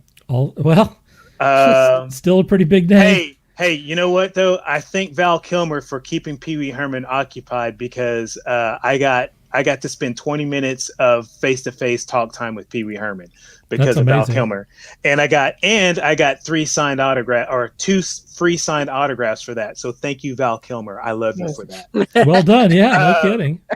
But everybody you can think of, the cosplayers, to movie stars, comic book artists, gamers, you name it. I can't even keep all the names in my head of all the different people that I've seen. Cool. I remember taking a coworker's son, and he walked away going, "I just met Elijah Wood." Yeah, that's cool. So that is pretty cool. So I just wanted to give that little bit of information on stuff. So, but other than that, there's where you can find me right down there, the little ticker. Those are all the things. How great is it that they're actually talking about doing some conventions again? I think that maybe the last half of this year we're going to have a shot at that. Fingers crossed, Dirk. I'm doing a book festival Memorial Day weekend, so we'll see how that goes. Cool. Yeah, I think that we're going to see a little bit of that. We'll see how much that propagates here, or if they keep they had Black Widow lined up for May, and today they just pushed it back. Mm-hmm. They pushed it back again. How many? Seriously, I think maybe the only film that has been pushed. I was going to say maybe James Bond, but I think Black Widow actually wins on this thing. I think that maybe that's been pushed back more than any other film. It's crazy. That and The Conjuring. The new Conjuring has been pushed back from releasing last year to supposedly now releasing in June. They just keep pushing all these things back. Black Widow is going to do the thing that I didn't think they would do, which is put it out in the theater and then also offer it for 30 bones on Disney Plus. I will see it at the theater for half that price. I'd rather see it. I would go to the theater this weekend, to see something. It's just they don't have anything that I care about. Godzilla versus King Kong is out. That's true. It's coming. Disney, I know you're the evil overlord. I know you are. I get that, and I'm okay with it. $30 is bullstucky. It's a lot. Yeah. Like I said, the only way that makes sense is if you subscribe to you. If you have like a family of 4 and it's going to cost you $15 a shot to do it anyway, you're actually saving money with the television version. But for everyone, if you're paying your own price, that $30 is kind of rough. Brian James says, I want to go on the record and say that Walt is also one of the greatest men in the USA. Peace. Ronnie thinks Viggo Mortensen will be the epic guest. No. Ronnie, if you're and right, he just said that because he wanted to get in 3 Lord of the Ring references. Although Viggo has been in other movies, by the way. If Ronnie's right, man, Ronnie better be taking me because I want to go meet Viggo. Not just because of Lord of the Rings. For his naked fight in the bathroom and what was the name of that? Not saying a word. Not saying a word. Eastern Promises. Man, that was a good movie. Saying a word. Holy cats! Eastern Promises was a good movie, and also Naked Fight in the Bathroom. Hashtag Naked Fight in the Bathroom. I really did not need to see Viggo Mortensen's junk at 15 feet long. It's just, dude, more steam. Dude, come on. Look, he needed all 15 feet to get him on that scene. That's all I'm saying. Somebody has to fuel the romance writer, Sean, okay? Dude. Somebody has to fuel the romance writer. Dude. Take it for the team, man. Ryan Reynolds. Ryan Reynolds would take it for everybody, so. Ryan Reynolds Steve may says, have taken it for everybody. I think Steve says Top Gun 2 wins the push competition. I think I don't think it's been pushed back as often. I think it has been. Now hold on. Are we talking? John says Bond is very close second. Are we talking Top Gun being pushed back from the 1980s or just recently? Right. I'm talking about just honestly, the film that might actually be the one that was pushed back the most was New Mutants. New Mutants just kept getting pushed back and pushed back and pushed back. That happened for 3 or 4 years where they just kept saying, well, we're not ready to release it. And as it turns out, that was pretty cool. It wasn't amazing, but it's pretty cool. It was a Jury wants to put out the vote for Green Book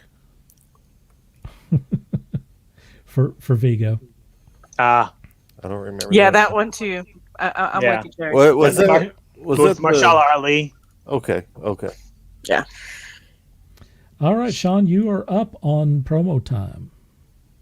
Thank you for reminding me. We've gone off on. I know we're so far off of the mark here. That's okay. That's what we specialize in.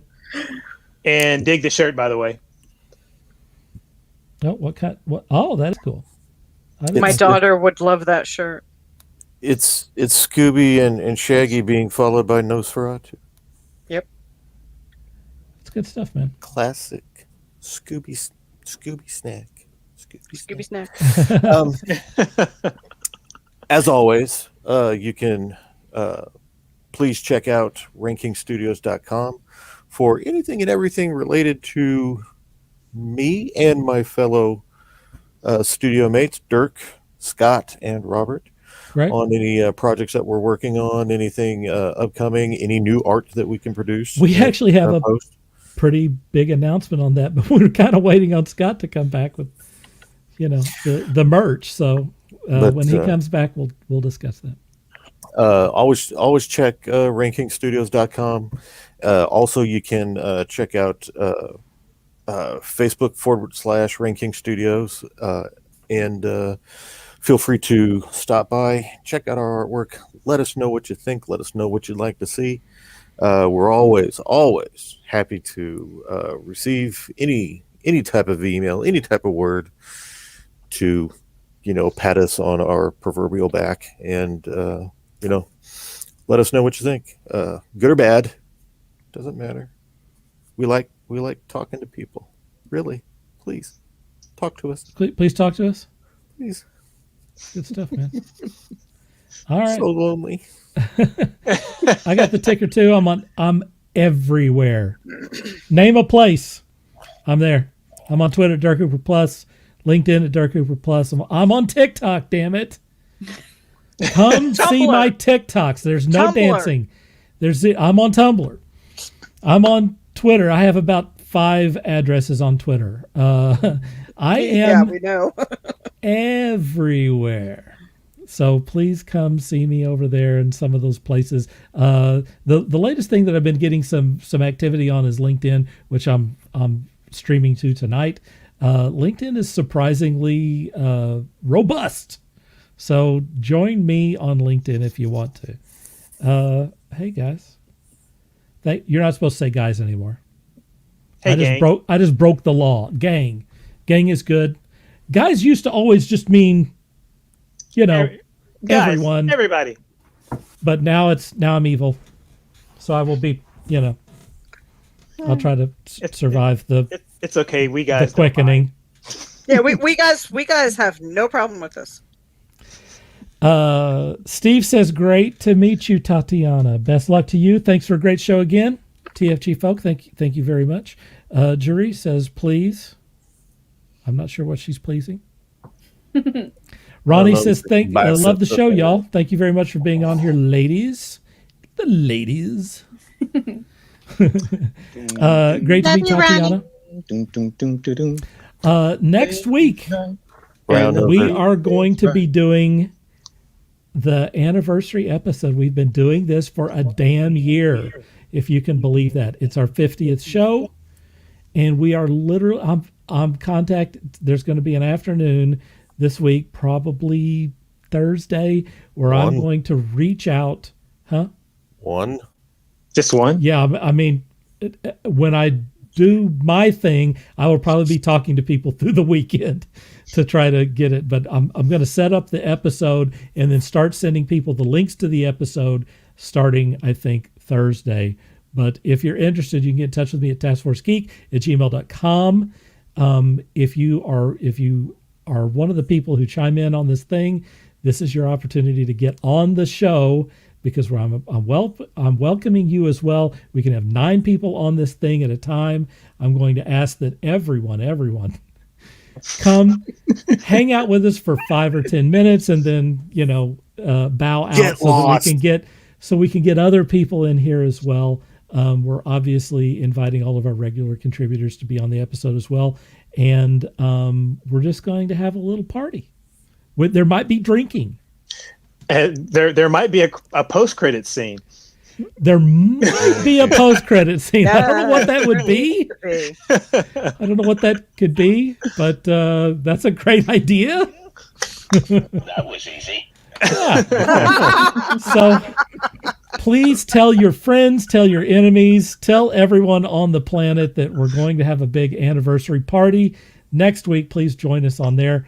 Thanks to our guest tonight, Tatiana. We sure do appreciate you. Were a great guest, and you're welcome back anytime, including next week, if you want to be on the show.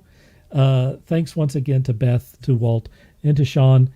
Thanks also to all of the people who watch this silly thing and chime in. We sure do appreciate it, and we're going to do our best to tell you how much we appreciate that next week. We're going to spend a couple of hours trying to do that. So for everyone in attendance, this is Dirk Hooper saying until next week, dream hard.